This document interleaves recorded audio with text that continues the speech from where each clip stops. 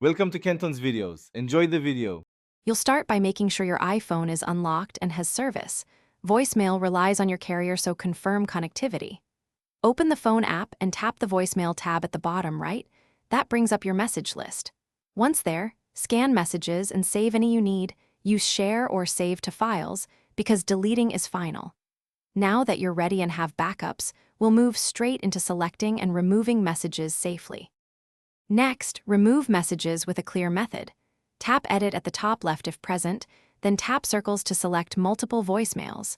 Otherwise, swipe left on a message and hit Delete. Use Select All when your carrier and iOS version support it to speed up clearing long lists.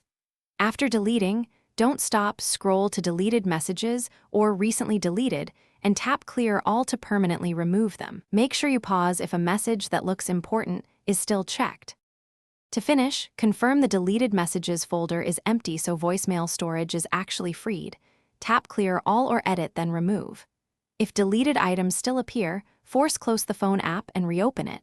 If that fails, reboot the iPhone to refresh the carrier connection.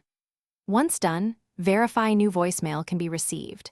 If messages persist, contact your carrier's voicemail service.